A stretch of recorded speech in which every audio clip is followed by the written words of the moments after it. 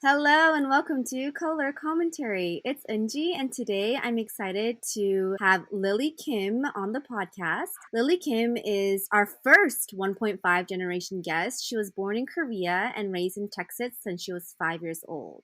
She currently resides in Plano, Texas with her husband Gene, her tweenage daughter Leila, and two goldendoodles. Lily works in demand generation marketing for a Silicon Valley tech startup. And when she's not mothering or wifing, which is really a constant job, Lily enjoys puzzles, cooking, reading, and going out on strolls while shopping.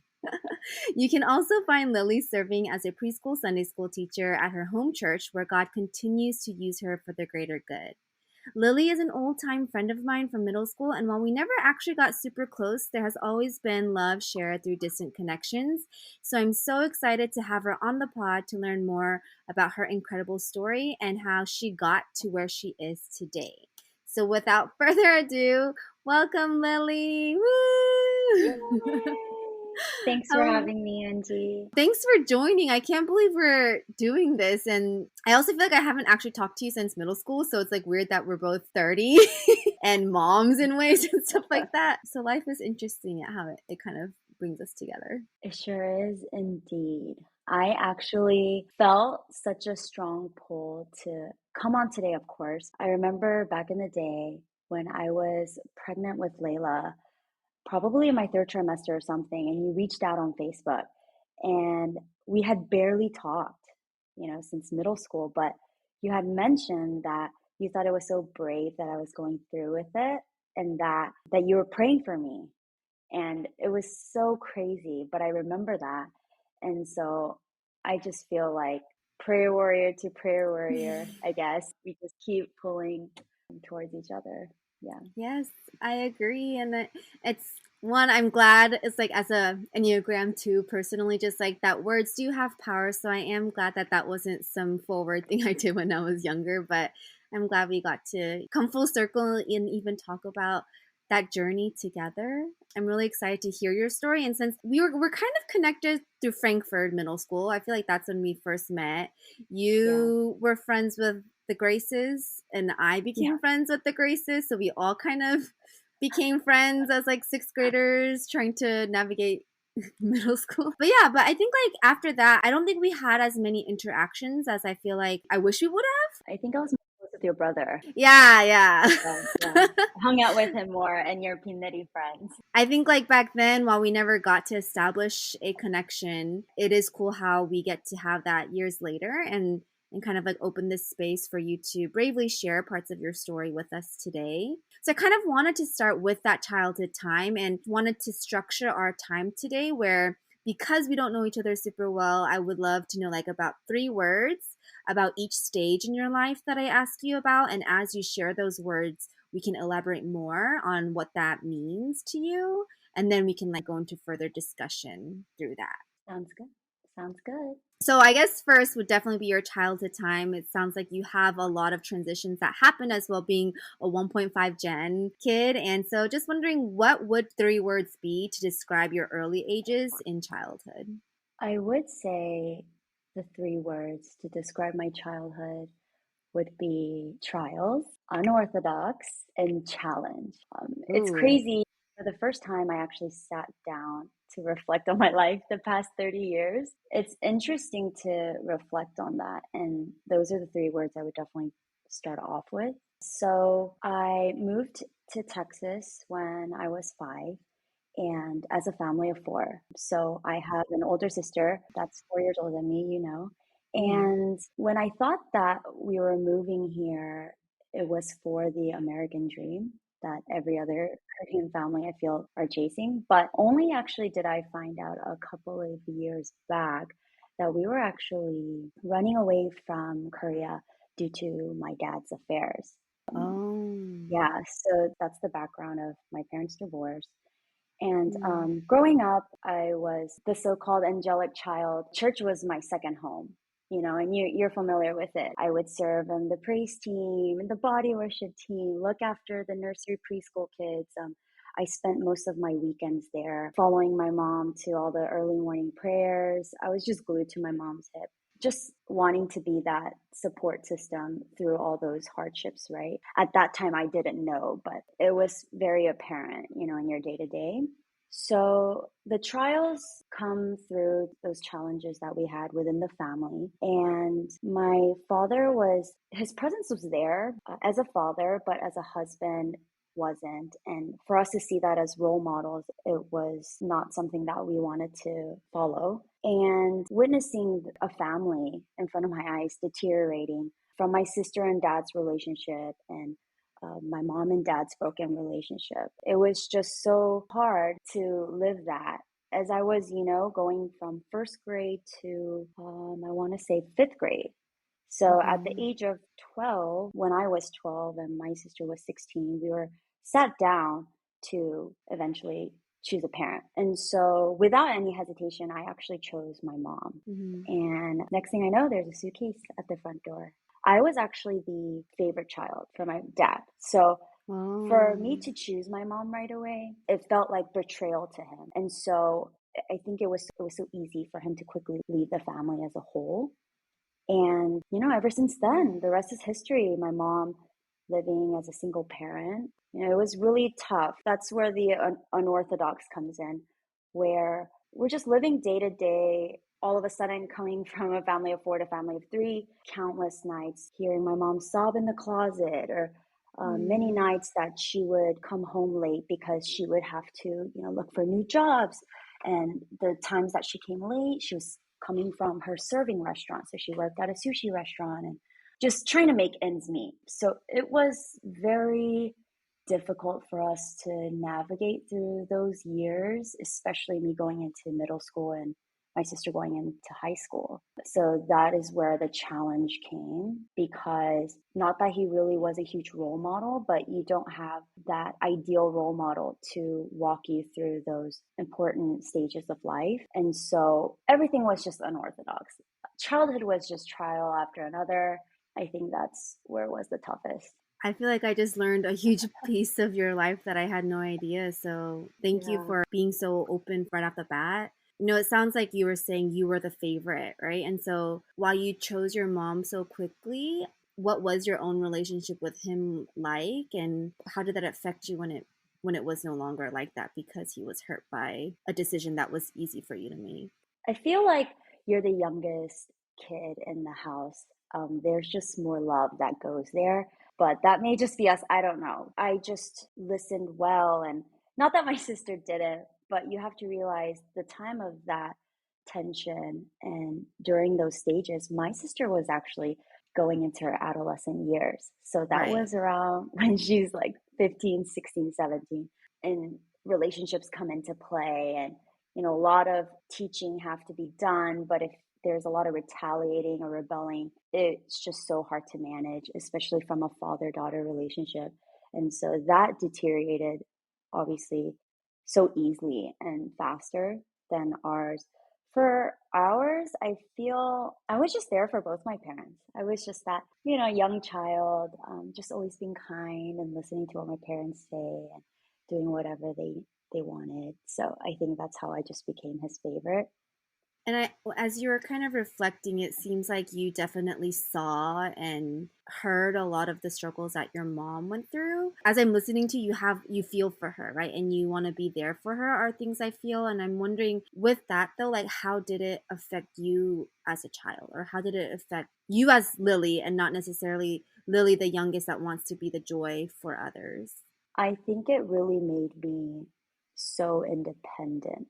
I Hmm. also felt like I had to be that caretaker. That kind of responsibility on my shoulders at such a young age, feeling like I should be there for my mom to make her happy through this. I should be there to be a shoulder for her to cry on. I have that caretaking characteristic, I mean, up until now, as I'm 30. And I feel that that followed me greatly, especially because witnessing that myself growing up of my own mother, I felt like I couldn't ditch that characteristic for anyone else. I think that's why I try so hard with Leila. Yeah, because there is a sense that you had to grow up or mature in ways Did you harbor resentment or harbor feelings of anger in that, or was that just how you let your personality unfold?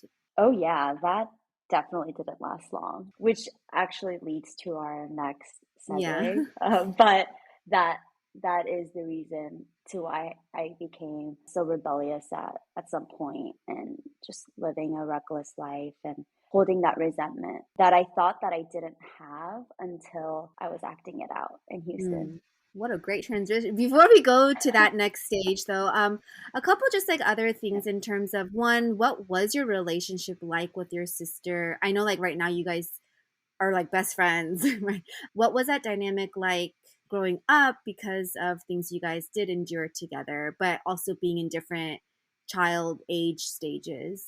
I would definitely say the 4-year gap is perfect. I don't know if you Yeah, and I your would agree. sister are. I'm super close with my sisters. Exactly. She essentially was like my second mom throughout the whole childhood. And second, she was just someone that maybe at that time we weren't super close because I was borrowing her clothes and she was hitting Mm. me for it. And I was stealing her CDs for my Walkman and she hated me for that. But, at the end of the day, she always had my back. She always held my hand, always guided me to the best way possible. And so, even to this day, if anything were to happen at home or I have advice that I may need, I would open my door and go straight to my sister's. She Mm, is like my best friend. So, mm. we're very close Oh, in that way. I'm glad that she was that constant for you since the beginning. So that's encouraging to hear. Okay, so Definitely. like you mentioned, that didn't last long in the sense that you are a child and you had things that you were building up inside of yourself that we need to express as well, right? When you go through difficult hardships and trials, which sounded like there were a lot. I don't actually remember when you moved to Houston, but that is the next stage that we're about to go into. 3 words to describe what your time in Houston looked like.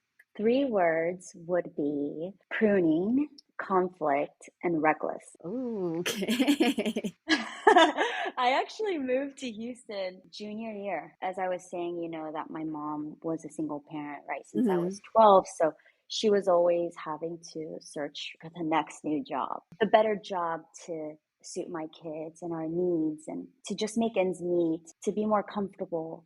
She was always being referred to new jobs by her close friends, and Houston was the one at that time. That must have been hard just because I feel like you were pretty socially established in Dallas.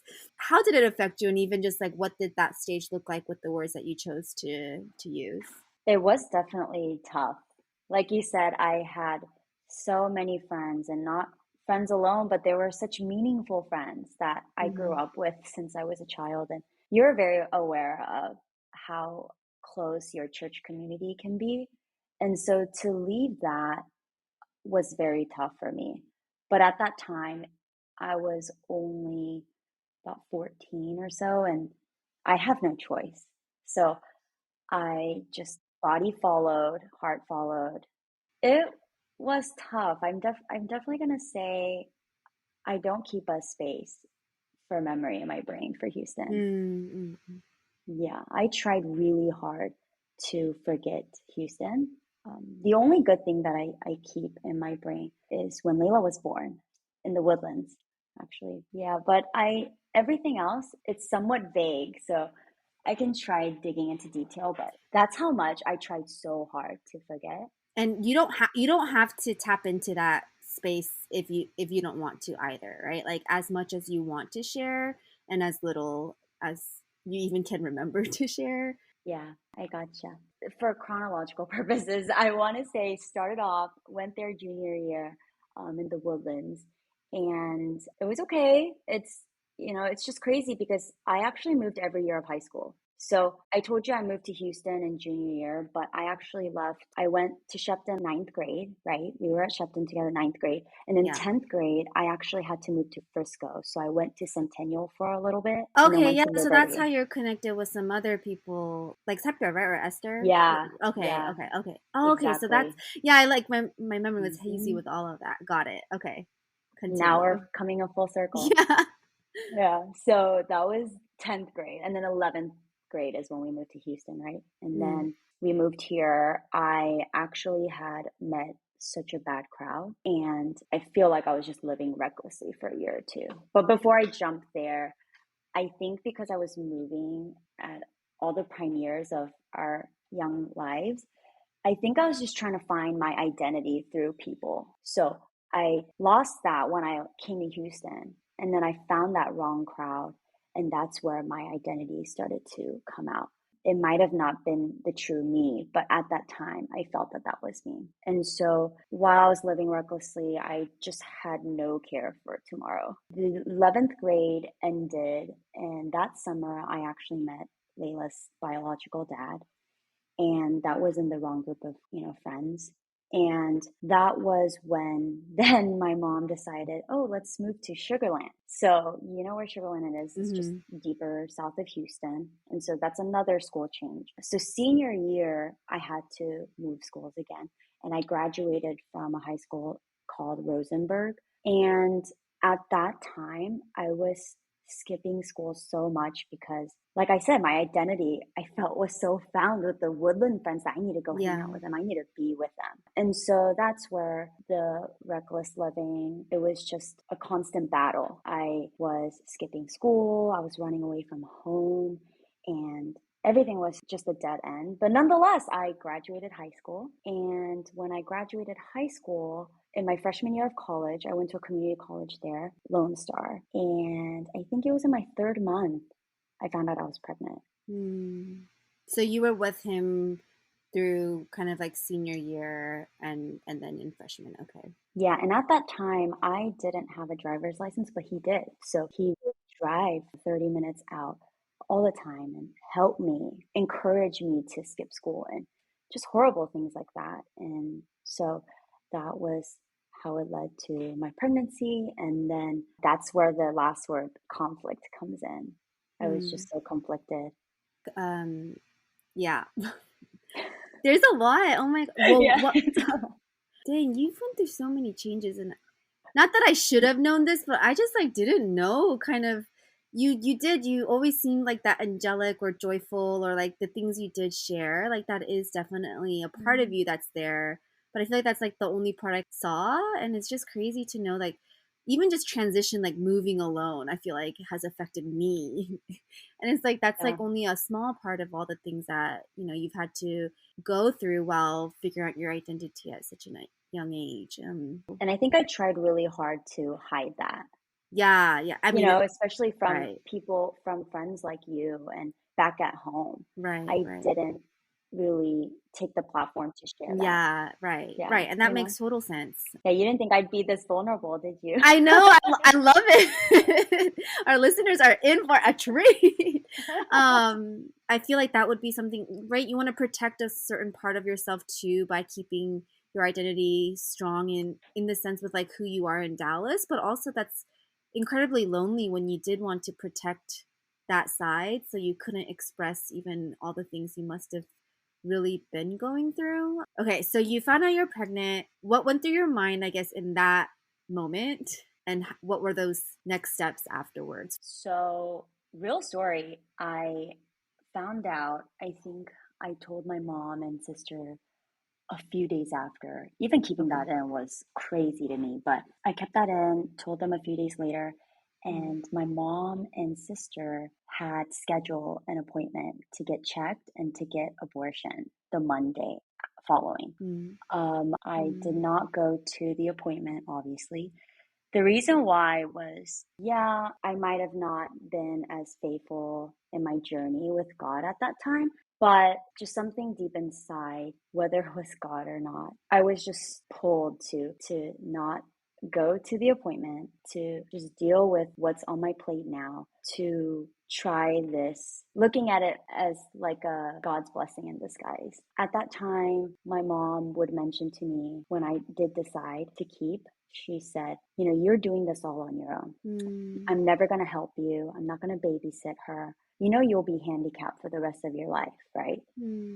In dating, in any environment you go, fingers will be pointed at you. You will live that life. That's a handicapped life. Is that what you want? And obviously, it's all coming out of love. Right, Because right, you and I know, even through my Instagram post, my mom probably loves Layla more than I do, right. which is impossible. But we all pour Right. so much love into her, yeah. And especially my sister too. She treats her as her own before her two sons, which is, yeah, great love being poured to her. So that was how it was handled.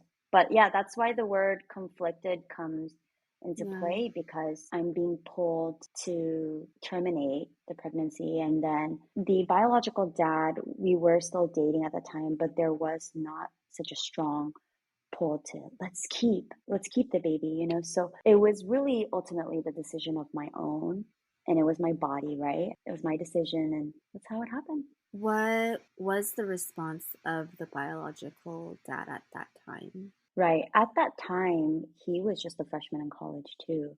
So obviously, he didn't have a stable career. Mm-hmm. He didn't have much of anything, really. But I solely just based it on my heart and gut to keep her. There was no persuasion from him, really. Mm. He was there for me in a way.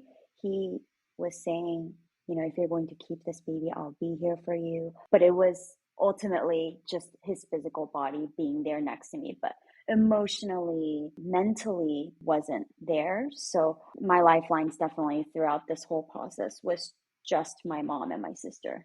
When was that, I guess, time where you saw that turnaround from your mom and your sister, from like that initial, not like almost like forced denial because they want to protect you, who they love, and you are in the flesh that they want to, continue to love after, versus Right. like those words of like, I'm not going to babysit her, things like that. Like when was that I changed? think not that long after. Mm-hmm. Once I decided to keep, my mom had to help Yeah. me, like feed me the right things, right? Feed Yeah. me the right food so the baby will grow healthy, and they're just guiding me with parenting tips little by little.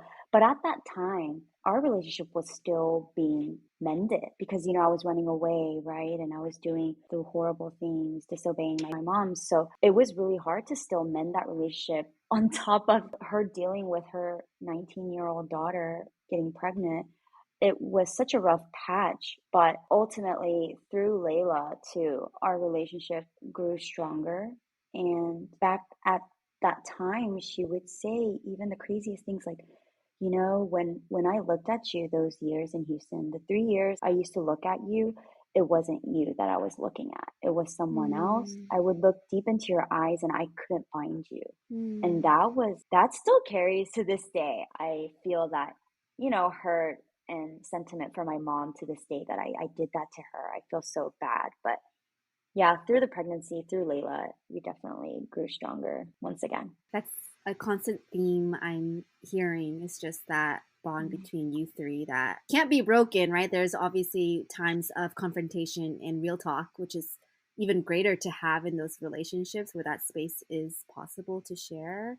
But the fact that after each of these hardships and trials, you guys continue to grow stronger is so encouraging to hear. And it sounds like so freshman year, right? And we have young birthdays or late birthdays. So when you had Layla, you were a teenage mom, almost 20. What happened school wise? Did you choose to take a break to raise her for that time? Definitely Okay. took a break. Okay. Once Layla was born, three words to describe navigating motherhood, which is already difficult, but navigating motherhood as a young mom. 3 words: strength, fear, and grace. Hmm.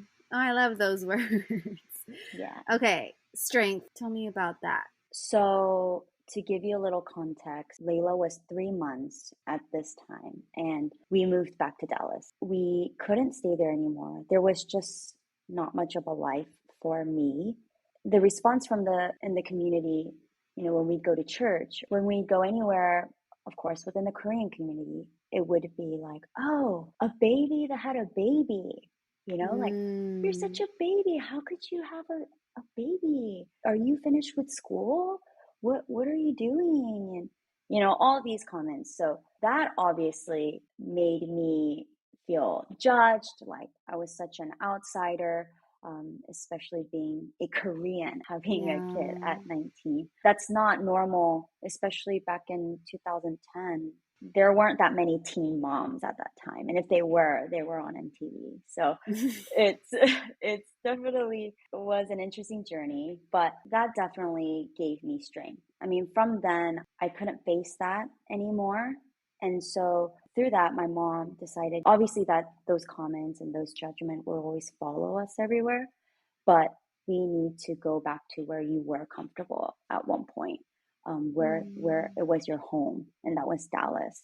Of course, the context too is that the biological dad was very in and out of visiting her. So we weren't together anymore at the time of birth. Around then, we actually broke up. So we officially just were apart from each other, but he wanted to still agree to be there. So he was there, but within the 3 months, he was very in and out of visiting her. So it was just when it was convenient for him, he was still partying. He was just doing things that every other 19-year-old does. And he couldn't sacrifice that. He couldn't let it go. And so we thought it was very unhealthy for Leila, just not a stable father figure that you want around. It's just rather better not having around for influence. And so that was another reason why we moved back. Yeah, in 2010, we moved back, and that definitely gave me strength.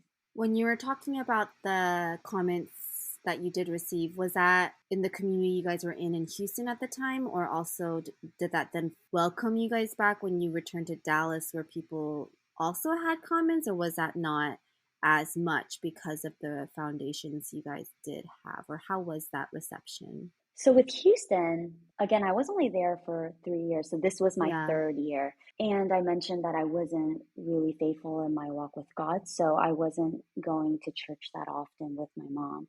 And so when I had the baby, we were like, oh, I should at least go back to going to church while my mom was still going. So I would go with her.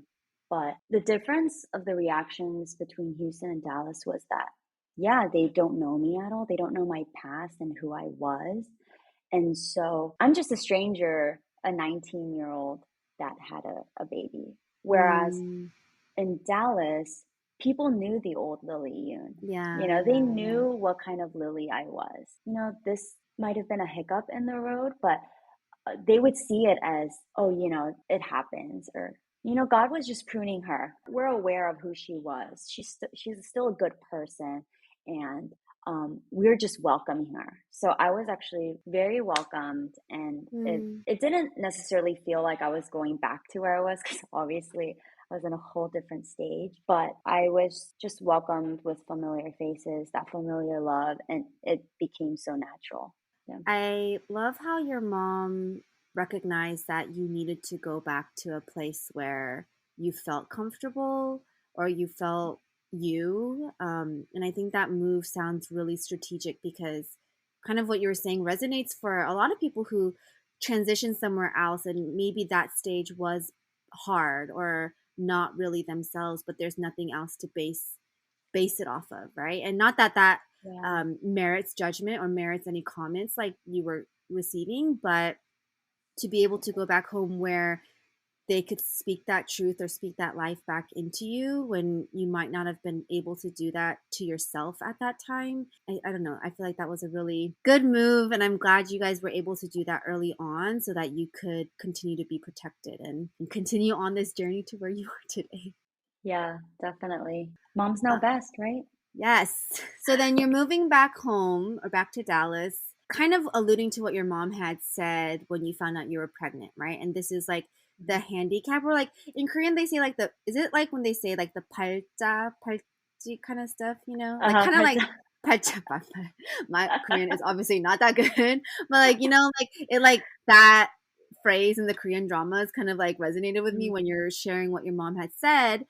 And so Mhm. I'm curious in this next stage where it's true, like it is going to be harder to career wise, love life, etc., and Mhm. parenting Layla. What Yeah. are 3 words that describe that stage where life still moves on. And so, what did that look like for you? 3 words I'd say to describe navigating career, love life, and parenting as a single mom, I would say, again, it's pruning. And I only bring that Mm, up on that word again because, man, I really was being pruned. yeah. And second word would be confidence, and then the third would be love. I would elaborate. I would elaborate Yeah. in the pruning because he's just as I have shared up until now is just a lot of challenges that maybe at that time I felt was so harsh. But when I look back today, he was so pruning me. He was just Mm, working in my life, just cutting off the branches that needed to be, which were just Houston and just the bad influences. And he also cut that off knowing that it was deteriorating within me slowly but surely. So that pruning just is still working to this day, I'm sure. But right. that that definitely resonated in my life. Navigating through a career at that time was really tough. Mm, I was 21 now, and then I was working at a sushi restaurant, oh, and that was just the quickest thing, right? To make ends meet, to put food on the table, at least to help my mom put food on the table, to put a roof over our head. So that was why school was still at pause at that time. And so working at the sushi restaurant was not easy. I mean, there were morning shifts, late night shifts. And as I did move up from being a hostess to like an assistant manager, it was just endless nights where I'd come home so late and so many nights where I would miss putting Layla to bed. You know, little things like that. I would miss those moments. And my mom comes into play as like my savior. Because of her, I was able to go out and work like that, whether it's part time or mm, full time. She was there to take care of Layla as if she were the father figure in her mm, life. And so navigating through that couldn't have been done alone. And through her, it was eye opening for me to, maybe, or now I'm having this huge help, I need to shoot higher. And so that's when in the midst of that, I tried going to school during my time at the sushi restaurant. So then I was going to community college and I actually applied to nursing school mhm. and I got in. Yay. Yeah, I got into the accelerated program, which is so hard, and I got in a 16-month program. And then after first semester, my mom decides, oh, there's this great opportunity for me in Georgia, so I must go. And that was a turning point in the career part because I Mm, felt like I was climbing, I'm getting there to somewhat of a stable career for Leila and for our family, but then she had to go. And the reason why I had to leave was because I don't know if you know about nursing school, but obviously it's not like med school, but you have right, to be either in the library or just in your room right. studying for the majority of the time. And raising a kid and trying to pay bills, that's not possible. And so I left it and then I made a fast pivot after that, and that's why I'm in a tech startup now. Yeah, like I feel like that's so different from where you were headed. And it sounds like it's a good different, like a good way to be where you are today, but that's definitely so opposite of nursing. Yeah, I was still working at the sushi restaurant. I'm like 6 years in, and I'm just like, oh my goodness, when is it the end? The reason why I could never leave that during nursing school is because I still had to have my bills paid. So I still had to Yeah. work. My mom worked part-time too. She would work 2 jobs at one point, and it was so stressful for me to see that, but we were all just drained. We were all just trying to make ends meet. And so actually during my time in the restaurant, I had, met a lot of customers and met a lot of regulars. And I actually met a friend named John, and he one day was like, "Hey, so if you're not going to do nursing school anymore, what are you going to do?" And I was just like, I don't know, but I still definitely want to stay in the medical field. I was so sure. But then he was like, you know what though? You'd be really good at tech sales. And I was like, what do you mean, like selling software? He's like, I mean, could be, but just anything tech, and you're really good at talking, first of all, because I was trying to sell him a Bluefish reward member card, and he still remembers that to this day. And so he's like, hey, you should definitely try it out. I mean, what could hurt? And that's, yeah, to be honest, I had nothing else lined up anyway, right? So I had to make a very fast pivot. And after like 8 interviews and one huge homework assignment for the interview, I got the job for this San Francisco startup. It's a data and analytics company. And I started off Mm. as a sales representative. And I did that for a year and 5 months or 6 months or so. And then I shifted up to marketing because I did not want to do sales. That's not something I saw myself doing. I was just getting Right. easily burnt out. So I moved out of sales. I went into marketing actually during the pandemic. That was a year ago, or a year and a half ago. Yeah. And then I got a recruiter at my current job, poached me on LinkedIn, and it was just an offer that could not be beat. And it was definitely a trajectory that would potentially bring me to like a VP role. So Mm. it was such a good opportunity that I couldn't miss. And especially in the midst of the pandemic, it's so hard to even keep a job, but I had to take that opportunity, and that's where I am now. Yeah, it's another Silicon Valley startup, but it's fun, definitely rewarding, and that's where I am now. That's like awesome that it like you're here and like because you're like managing people now, right? Yeah, Like yeah. when you were struggling or like really frustrated, like did you maybe, which would have been great if you're able to like speak life and truth and believe in yourself, right? But sometimes it's like, Yeah. did you just want to give up, or did you believe you would get to this point, and if so, earlier than you thought, or I don't know, what did that look like versus the fact that you're actually living it now in terms of career? Yeah, at that point, I didn't think I'd move anywhere in a career path this fast, whether it was jumping to another path or to just even being promoted during a pandemic. I mean, all of it was is such a whirlwind if you think about it. But it was an it really does help to just head down, focus on your work, and really be able to, whether it's behind the screen because of the pandemic, but to really network with strong people and to utilize your assets and your Yeah. skills. I think that was one thing that I wasn't so great at. And that's what made me less confident in thinking that I can climb that corporate ladder. I didn't fully use my skills and assets. I just thought that I was fitting for just a sales role. But I guess it's like Mm, that imposter syndrome, right? yeah, yeah. Yeah, it hits hard. Do you still But struggle with the imposter syndrome, or do you feel like you're like I'm good? it hits me every now and then, I will admit.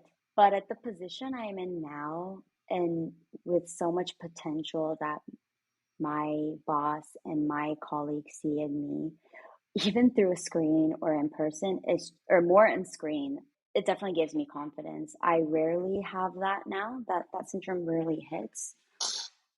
But I mean, these days, it's where it's at. It's trending. I mean, the tech startups and having that remote life, Yeah. and not having that 4-year bachelor's degree. I mean, because Mm, keep in mind, I only have an associate's degree, yet mm. I was able to accomplish as much as I have now at the age of 30. It's definitely not just from my skills and assets. I mean, God is just Mm. continuing to bless me and my family. So, I'm so happy for you.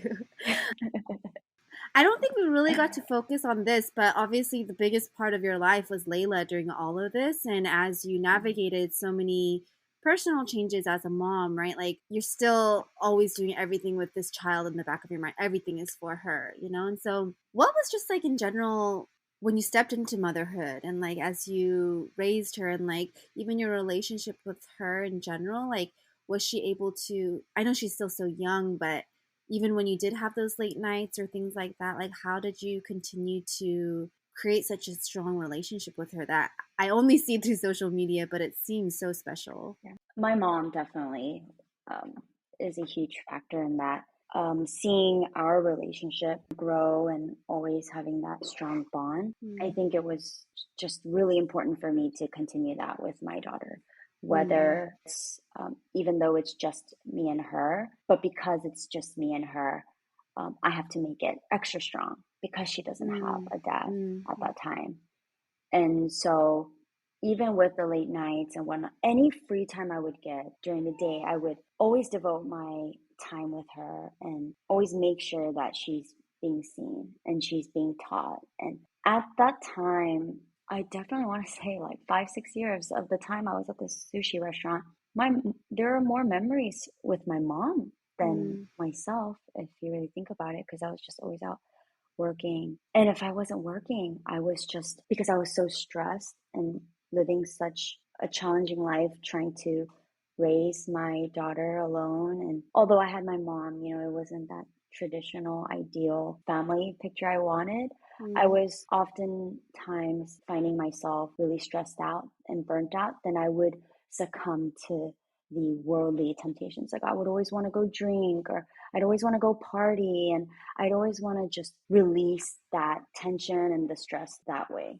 And so I think through that, it was really tough on the motherhood part.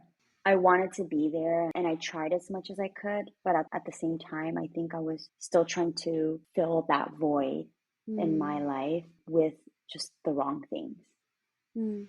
I think it's also just true, right? When you said you were coming back to Dallas, right? You still have a lot of things that you did experience when you were in Houston, and I love your honesty even in sharing it was hard, and you had to relieve the stress of that difficult life you were Yeah. living. I think there was a season where there were times I would feel like, oh, is she okay? Like, I don't know. I did have those thoughts too. And at that point, I was like, Mhm. I don't even know if we're close to be like, hey, what's up? Or like, I don't know, like, just like talk about stuff. But I think it's just such an important reminder. Like, you have no idea what's going on in people's lives. Mhm. I think it's just really humbling and a reminder to always like know everyone has that story and actually has like a lot of crap that they're going through or doing that is not for anyone else's business or even any of that. I don't know. I just feel very Yeah, encouraged listening to you, and yeah, I'm I'm very glad I happy. can. I know, seriously. You also mentioned love as one of your three words in this stage, and I don't know if you want to elaborate anything on that, or we don't have to, before we go into your next stage of love. I do want to add in though, speaking of love, Yeah. this didn't really fall into the meaning behind love, but in terms of my love life, I think also that was a huge factor in who I am now Hmm. because it's such a roller coaster to navigate that as a single mom, right? Yeah. And especially in the Asian community, it's like, oh, no mom wants to see their son with Hmm. a a woman that had a kid out of wedlock, and that's not their own child. And so I think that definitely made me stronger and that I had to really protect my daughter and that I Yeah. deserved Yeah. more than that. I mean, in my Yeah. past experiences, I've had a few close calls and really thought it was the one, but then when the mother topic came into it, the mother wouldn't accept me or we just couldn't go any further because your child wouldn't be welcomed kind of feeling is just so Hmm. tough. But not only on myself, I didn't want that for my daughter. Yeah. My Yeah. daughter deserves more than that, and so that's what made me into who I am today as a mother, to not just think, oh, I want to be treated like a princess and I want my man to lavish me in these luxuries. It was more so like, hey, well, can you protect my daughter from your Hmm. mother if there were to be any kind of, wrong intent? Or, could you just take her as your own and be able to just fill in that position in an instant? And so I think that that's how I came to Jean today. Yeah. But yeah, just love. The meaning of love, though, was I think I was trying to describe through the sushi restaurant days and the partying and whatnot. I knew that that had to end because Hmm. Leila was only getting older, and I didn't want to keep portraying that as a mother to her. And so I, at that time, was going to a church in Frisco. It was a small church in Frisco, but such meaningful relationships came out of that.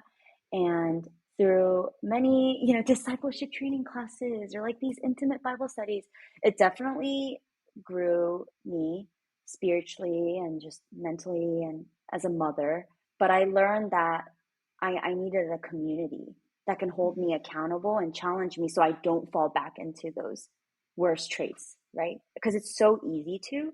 And so I wasn't getting that there. I just wasn't sure how much longer can I stay here with a very swaying community that just in and out. It was a lot of young adults that were foreign exchange students. They were going back to Korea, and it wasn't just such a strong community that I didn't really have anyone to rely on, or just the pastors and the leaders, but I'm not going to just rely on them constantly. So that was when I took the stance to find a new church. And that's where I came to GHC today, which Okay, gets so into the next topic. Yeah. yeah, so you went to GHC, and 3 words describe meeting your husband and the journey to becoming a family. 3 words I would say is blessing, surrender, and peace. I would say Hmm. that's the perfect 3 words. I love the just like hearing all these words within each stage. I like it. I like it a lot, like the gradual, yeah, shift and It even means a lot that you like it. I can tell you put in a lot of effort to the homework.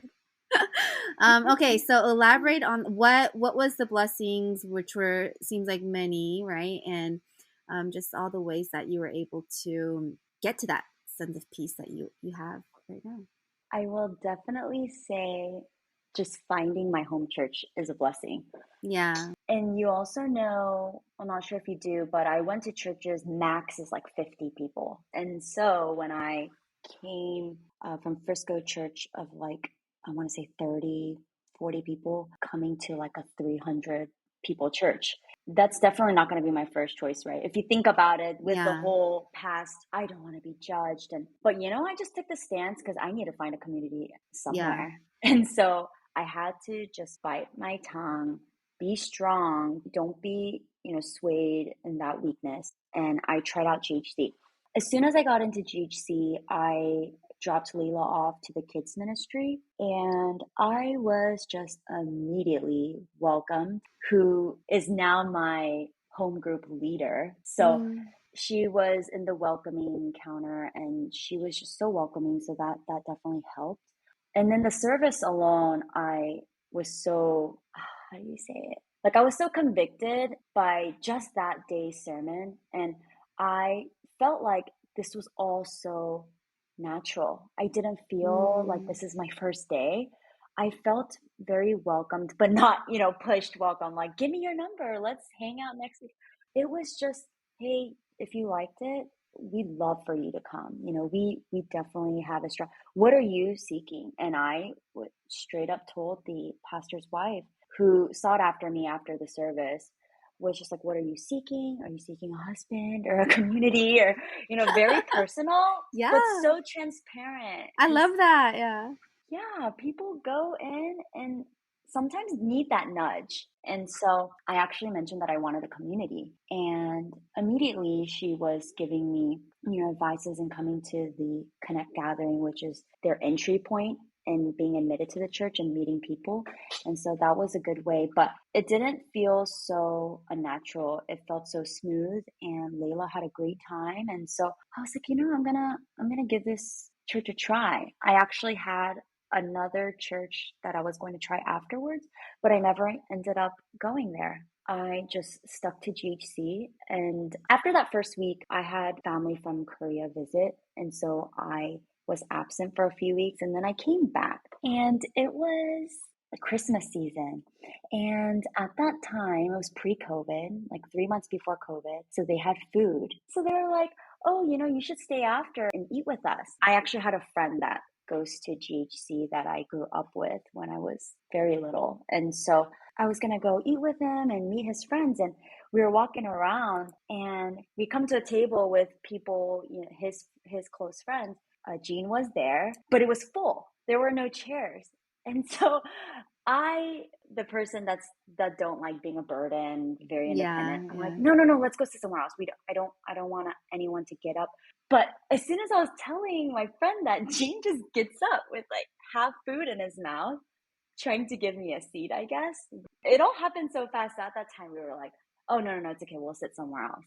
So I want to say, because I ask him all the time, that was Mhm. the first day he laid eyes on me. And so Aw. that is how he met me. But then a few weeks afterwards, we were having fellowship after service, and I was just making small talk. People were trying to get to know me a bit, and he kind of swooped into the circle, trying to get to hear me and who this girl is. Not going to lie, in the beginning, he did tell me transparently that he thought I was too young for him, and Mm. so he wasn't going to pursue me. But when he heard my little life story, you know, how I got to this church and kind of my background, he was like, oh, this girl is maybe the one. You know, she's Mm. actually very mature for her age. And then from there is history. Oh my So we're gosh. left Wait, wait, with, wait. But then COVID happened. yes, COVID happened. So y'all dated and engaged and married like most of it during COVID season. Yeah, all of it. So Oh, he had asked me out for the first dinner like in January. okay. And then COVID happened in March, right? Yeah. And Hmm. so just our relationship just flourished during the pandemic. Was that the age gap something for you, or like what attracted him to you when he did kind of decide he wanted to pursue you after just hearing more about you?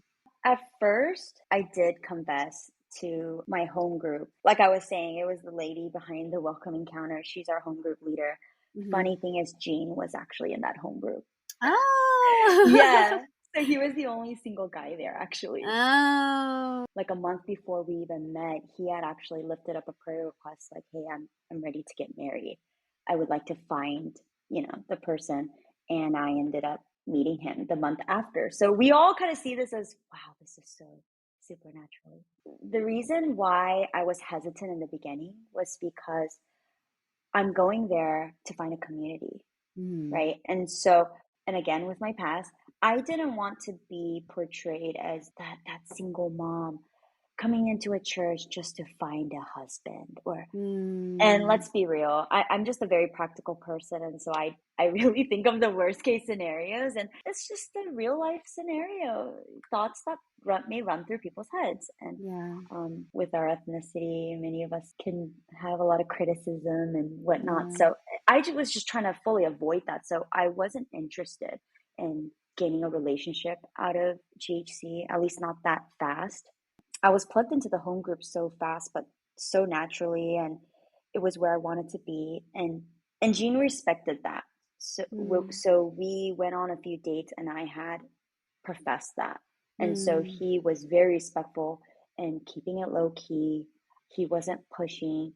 And regardless of how much older he is from me, he didn't push marriage. It wasn't like, hey, I need to get married. And he was just so understanding and compassionate in that way. And I think that's what pulled me more towards him.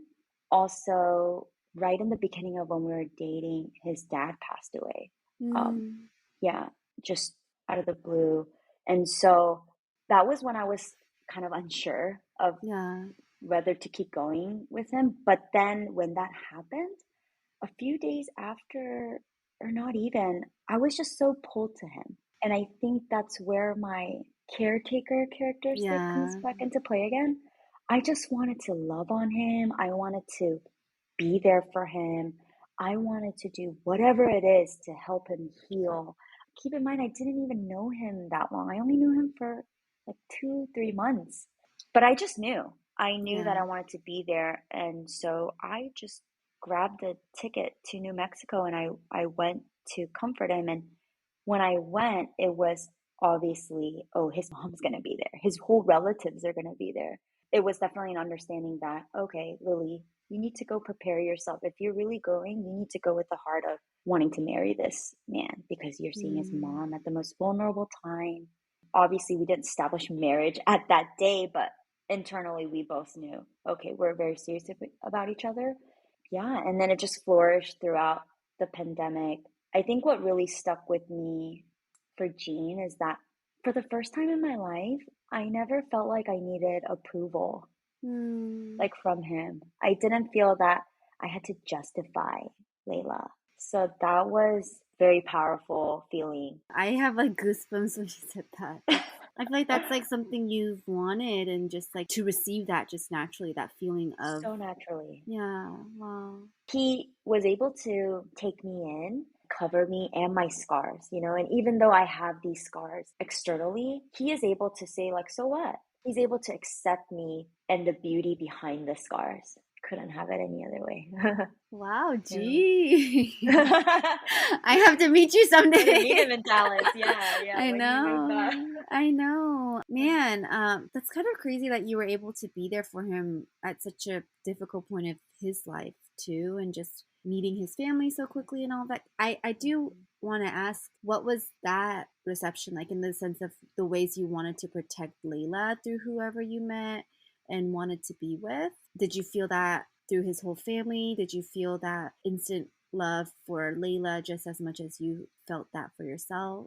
At the end of the day, it's up to the man to be able to cover you, whether their family member takes it this way or that way Yeah, yeah. regarding your daughter. It really was apparent through Gene how strong he was and how loving he was in that way and just with so much grace. And second, when I actually went to go meet his relatives, they're actually very, very Americanized versus my family's Yay! very, yeah, yeah. And so Sometimes that's a good they, thing, sometimes. it was definitely a good thing for us. Yeah, he has American uncles and relatives, and they're all just so open. They're just like, so what? To his mom, they were like, let Shane date her. Like, there's nothing wrong with her. That these days that's happening everywhere. Just small talks like that. Hmm. Because in the beginning, of course, like any other, his mom wasn't so welcoming to the idea, right? And especially with Jean's age, she didn't think that that was really wise for him to take on that kind of life for himself. But I think it was very natural for my mother-in-law too, because she's such a woman of God too. At the end of Hmm. the day, she knows, she is still a child of God too. Whether it's out of Hmm. wedlock or whether it's not Jean's child, she is still a child of God. And she welcomed me with open arms. And the relatives were just so easy. They were Yeah. so easy to love me, so easy to grace me with all the welcoming and making me feel like I'm a part of their family already.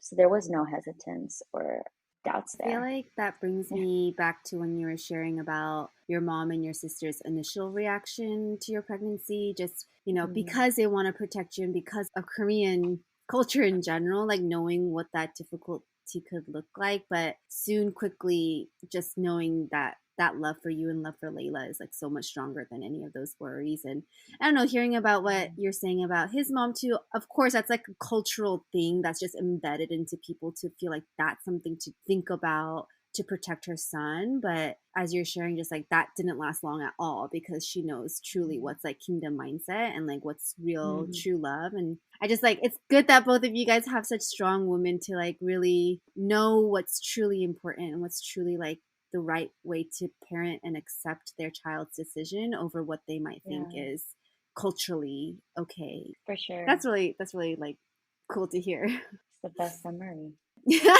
Yeah, so continue on with you guys. What did that look like Yeah, for, I don't know, you guys had a wedding independent or like not really, like you guys got married together and but just yeah, like being yeah. able to really celebrate that love. Can you just share that part of your journey with him?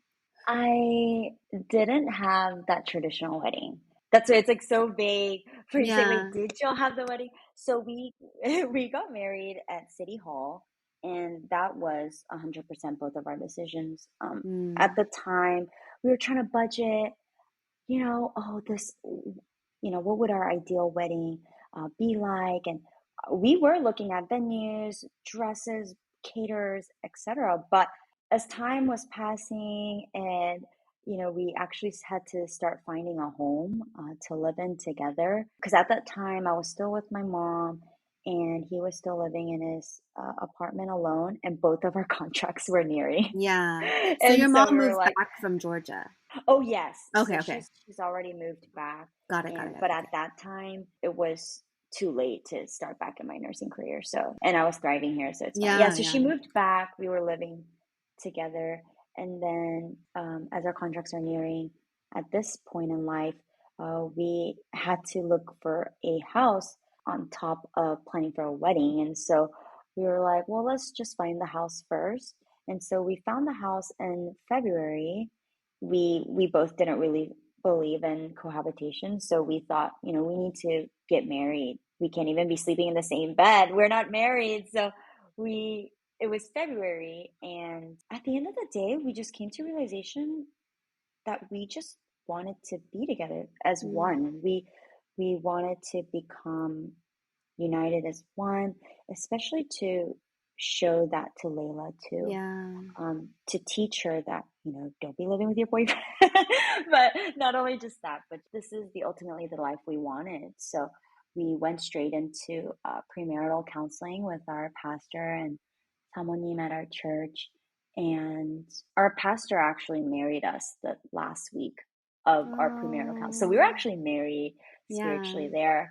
But after all the plans and the decisions, like I still wanted to feel like a bride, whether it's Yeah. not with a veil or whatnot. So I still got a nice dress, but we went to City Hall. His mom came down. She was still in New Mexico at that time. So she came down to spend time with us. And then my mom was there and my sister. Just all the important people in our lives were a part of that. And then you saw my recent post. We didn't really get to do a honeymoon. We did a kind of a staycation, which was amazing, but it didn't suffice as like, let's, yeah, celebrate Yeah. our lives and like, let's give ourselves luxury for the first time ever. I feel like, he's older than I am. And so when he told me he never been to Mexico, I'm just like, I'm 30 and I'm saying, I've never been to Mexico. And I felt like a spoiled child when I said that because he's older than me and he's never gone. And I'm like, you know what? You deserve this. And I deserve it too. And now that, career wise, we're all doing better. Let's just spoil ourselves. I feel that we deserve that. And so, yeah, God blessed us with a vacation in Yeah. Cancun.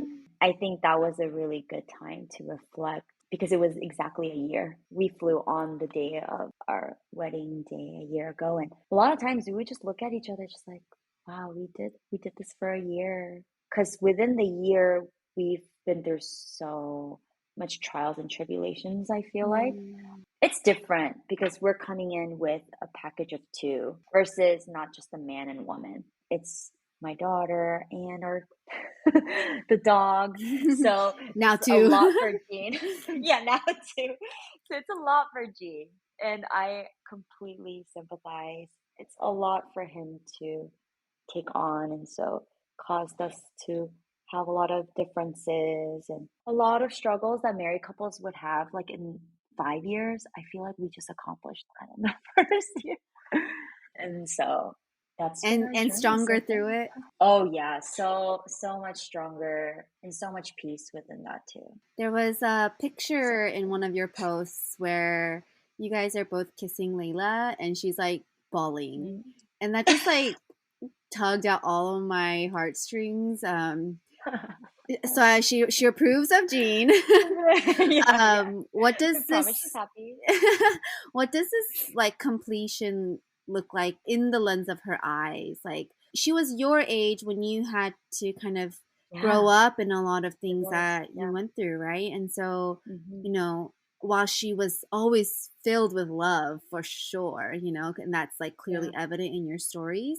I think even just being able to see you with who you're meant to be with and like to have someone that Mm. does fully call her his own. I don't know, like, Yeah. was there, and maybe she's too young to even like share these reflections yet. And in 18 years, she'll have her own little like reflection time, but I don't Yeah, she'll be know. listening to this podcast. She's like, But oh, yeah, go I on. didn't know that. Sorry. Yeah. Just like, I guess like how has it been in her, like, do you feel like it is for her to be in this new family dynamic where she she has both of you guys. She, like you said, like has someone who's really thinking about these like intentional role modeling in advance because of what they want her to see and things like that. Everything was just so natural.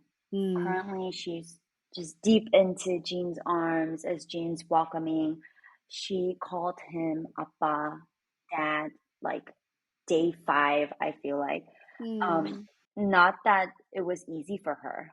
I wouldn't say it's not easy, especially. But I think obviously God working within, but I had kind of nudged her in that direction. Like, this is daddy, and he is here for you. He mm, will guide you. And yes, it's now you, at that time, you're 11. You're 11 now, and I know it's a little later, but he's here now.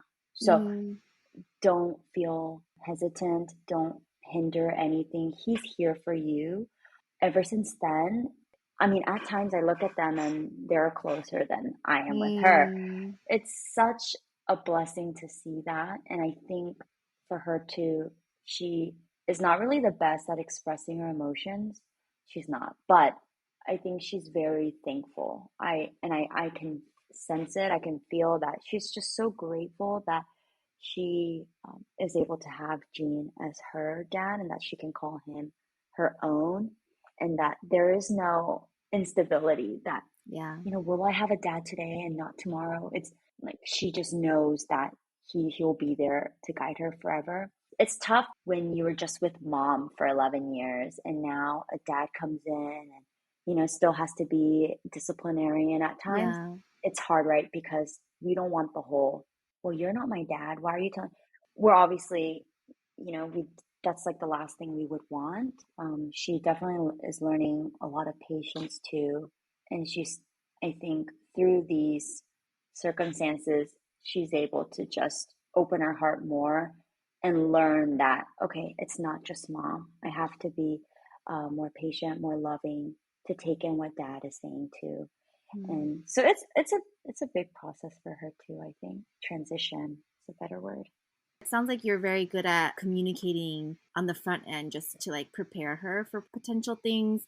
Do you guys have talks yet on her being a biracial child? Because she's grown up right in a pretty Korean immersed community. Like around her is Mhm. mostly like emos. And how are you able to walk with her in the fact that she doesn't look full Korean, and if that's Mhm. something she's even thought about yet, because my son is also not full Korean, right? And I do wonder like what those Yeah. conversations could look like if they were needed to happen in the future. Yeah, she is very well aware, Mm. right? She has gotten, though, more comments of her looking more Korean than anything. Like, she doesn't get questions like, hey, what are you mixed with?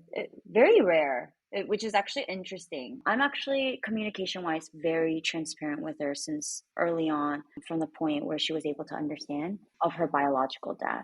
I was actually very close with a church leader's wife that actually had adopted their son from North Korea. And so she would watch a lot of documentaries or read a lot of books about how to confront your child or how to have discussions with your child when they're not your own, and things like that. And I would receive a lot of advice. It was very helpful in the way that you have to be very open from the beginning with your child. And so to avoid that confusion and that doubt later on, like, was I, why don't I have, the Korean heritage in me? Why do I look like this? Am I supposed to characterize an American versus a Korean? Like, what am I supposed to be? Mm. I was very transparent about that and where her bloodline came from. I would be transparent about his info and just say, like, hey, he wasn't there for you, not able to sacrifice as your parent and not there for you as a good figure, but you're open to look for him later in life if you need. Like, I know one day you may doubt your identity and Mm. try to wonder where half of myself is from. So I am very transparent in that communication. You are so mature. It's hard because like I only remember like sixth grade Lily, and we're just also like innocent, right? And like just like hee hee hee, and it's so cool that it's like years later. And I'm taking notes as I listen to you. So you had said that you didn't find out about your dad and like the reasons for until like a couple years ago. And not that we have to go into details of that part, but just in terms of like when you did receive the news, almost closing up that chapter of it all, like with that news, like what did that look like for you in terms of understanding that and processing? Honestly, long story short, it's really easy. Mm, So my parents divorced when I was 12. I'm at like 25, and she tells me about this, the deepest, darkest secrets. At that point, I'm very oblivious to my dad. I'm like, well, you've practically raised me all on your own and my sister. Of course, as a child, I've missed having a dad and missed this and missed that, but it's like, what is that going to do for you when you dwell? So at that time when she shared, I was just like, wow, devastated for my mom. mm, But at the end of the day, I still felt all the emotions for my mom, and I didn't more so feel anything for my dad. I was just like, oh, well, good riddance. And I don't know if I shared earlier, after the divorce, there was no engagement or interaction, like nothing. So okay. it really was like cold turkey to this day. So when I had found the news, it wasn't that tragic. It was just me comforting my mom, and there wasn't much sympathy for him. Yeah. Yeah, thanks for sharing about that. It's just crazy, like seeing and hearing, and even like thinking about when your mom moved to Georgia, and in the moment that must have felt not crappy against her, but for your situation, like, oh shoot, I have to refigure Yeah. stuff out. But then when you hear the bigger picture, or you hear that full journey, it's like, wow, even that was like this huge opportunity for. It seems like you love where you are today, like, Yeah. and especially even just career wise, to be in a place where you can also bring that inspiration to other workers. It's been really encouraging to get to be listening to your full circle story, right? And a lot of times we're stuck in that moment where it's like, oh crap, like what do I do now? Like this is not how I thought it was going to happen. And it's encouraging to think in it, trusting in God's handprints and like what He's going to Mhm. orchestrate out of that. Amen. Yeah. So I am blessed to be hearing this. Yeah. It is crazy you say full circle too, because it's like you and I are the same people sometimes, or same Yeah. person, I would say. I am noting you. ENFJs. You I when you just sent me your personality, I was like, ENFJ, I'm a 2 wing 3, and you're like 1, 2, or 3. I was like, oh my gosh, I did not know this, Lily, that we are so like compatible. I noted in here like just little messaging points for our episode, and I put at the end of the day, seems like I've come a full circle. Like just I went from like an angelic child, let's say, and going through all this pruning of God, and then just these trials left and right, and then now I've just come full circle back to Him. And Yeah, so it's crazy to me when you ask me to just reflect on my life, and I'm like, I never really sat down in the last 30 years and actually look back. I was just so busy living. yeah, And so I definitely have to say, this is like one verse that I always go by, maybe because I just feel so like it's true testament to myself. But one of my favorite verses is First Peter 5:10. mm, It's around, and after you have suffered a little while, the God of all grace, who has called you to His eternal glory in Christ, will Himself restore, confirm, strengthen, and establish you. And I feel that my suffering is not comparable to Him at all, but mm. like in His own way, and through like my own journey, and in His timing, He like restored me back, Yeah, too. yeah, So absolutely. definitely have to share that. Yes, thank you. That's a really good verse, and I think that's a strong reminder. I just spoke too soon. You're about to full circle it all. No, no, no. It was the uh, perfect timing. It was the perfect yeah. segue. We don't have to elaborate too much, but on the last stage, it's just where you are today. And this isn't about who you're in love with or who you're a mother of, but just you, like describing 3 words to describe your present. Like you're a freaking Mm. boss woman. You love the Lord. And I think I even remember when you posted like the crazy love book post, and I was like, oh man, like God's doing something in her life. And Yeah. I was like, I'm excited to keep watching because I have like no connection really anymore. But just like there's just been so much, and just like to wrap it all up with, what 3 words would you describe your present?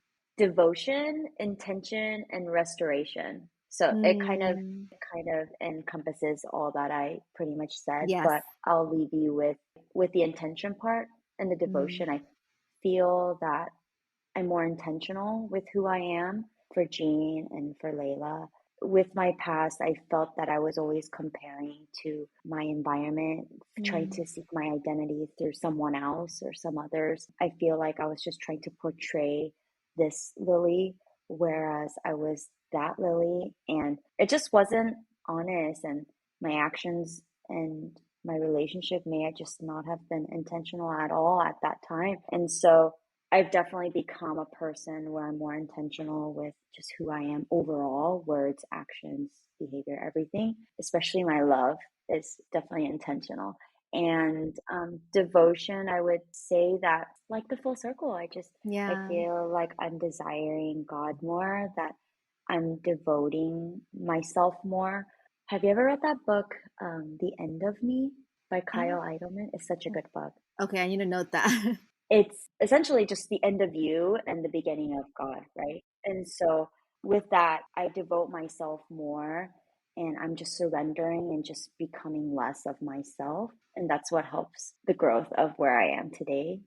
Because I feel like I don't think I got to where I am today with all my abilities Mm. and knowledge. Yeah, none of that. So Actually, when I first started planning for the relaunch of this podcast, I mhm. sometimes pray about who I should ask. It was like very clear that I was really convicted to ask Lily to be on this podcast because I just felt like her story just Mm. had a lot to share of like redemption, of difficulty, but really his love. And as you shared, I just like am reminded that yeah, like your story has been so fingerprinted, marked by him. And I'm really grateful that you chose to share that and be so vulnerable. Like, I appreciate that you did come ready to just like open up. And that means a Only lot for to me. you. Yeah.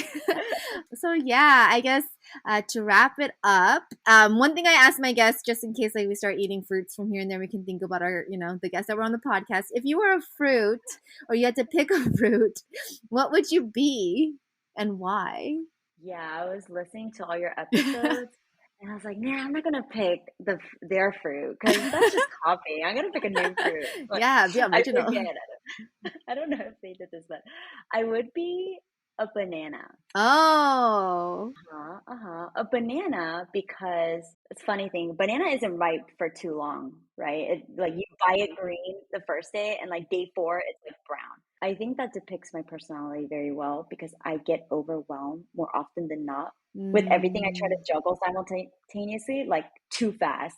So I get burnt out too fast. Also, when the banana starts aging, you know how it turns brown? yeah, And you yeah, can see it right away. You could yeah. spot it from like a and this is one thing I don't like about myself, but I wear feelings on my sleeves. You can tell if I'm sad or mad, or Mm. I feel that the banana is so easily to be To seen when tell. it just Yeah. turns brown. You know, oh, the inside is a little brown. When you open that, it's going to be Yeah. really rough. Yeah.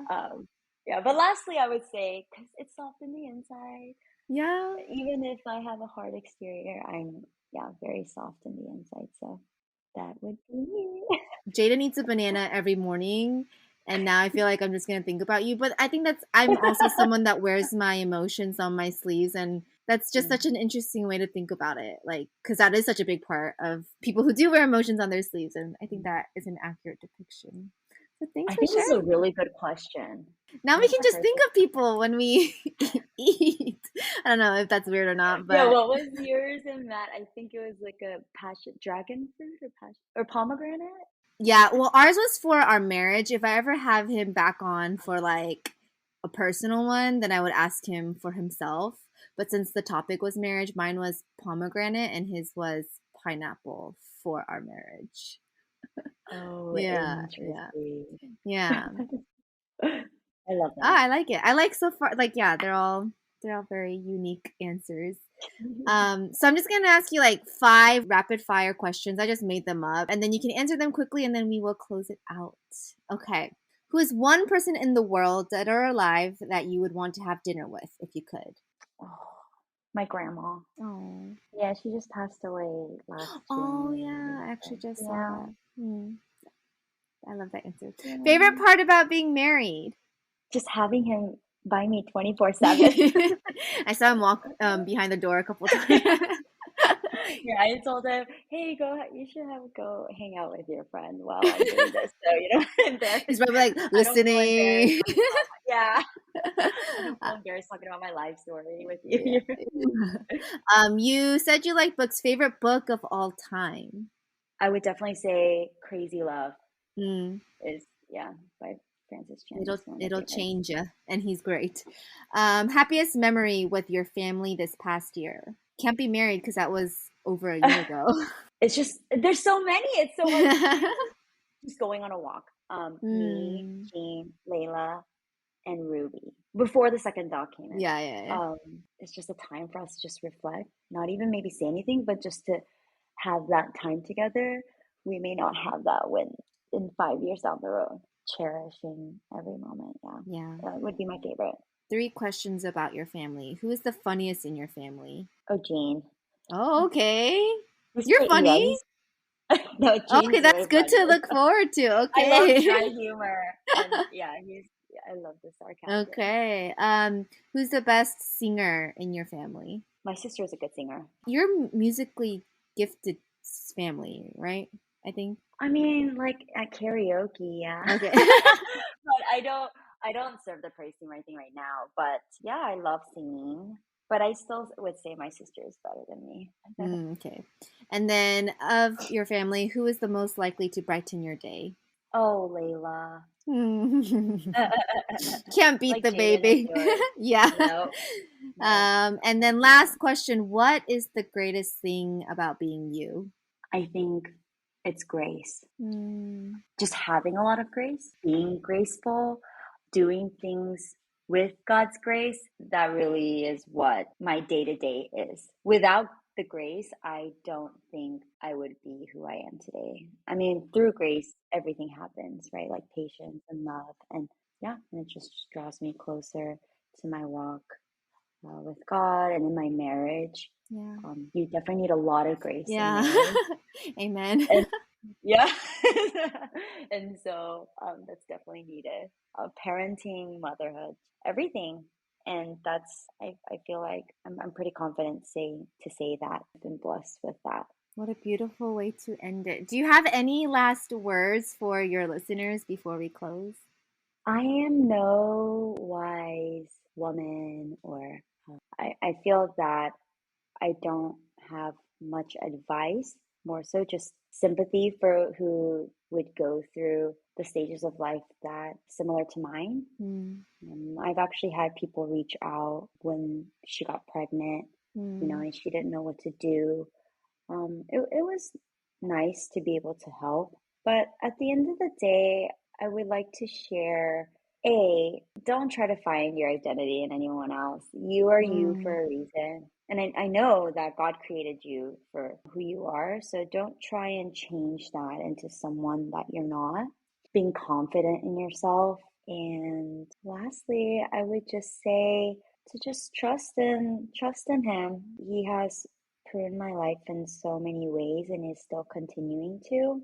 That's like the Yeah. key word of my episode. Yeah, I But know. You need to title um, it Pruning.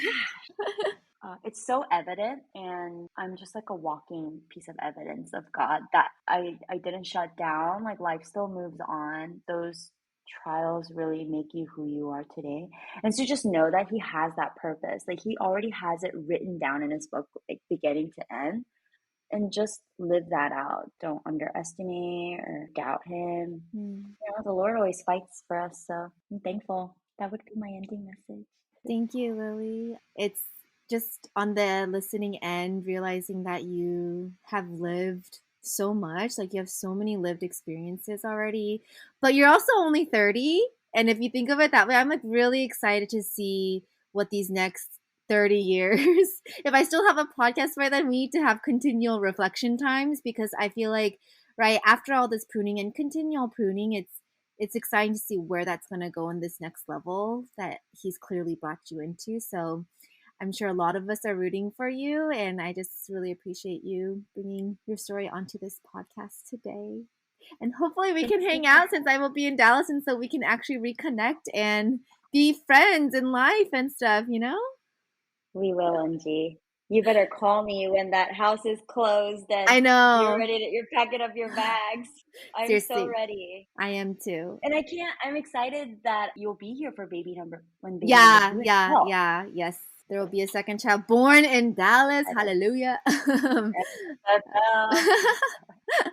Thank you I'm so much excited. to the listeners for listening today to Lily's story. And if you have any questions, please reach out. I'm really grateful that we got to have her as our guest today. And we hope you enjoyed Color Commentary.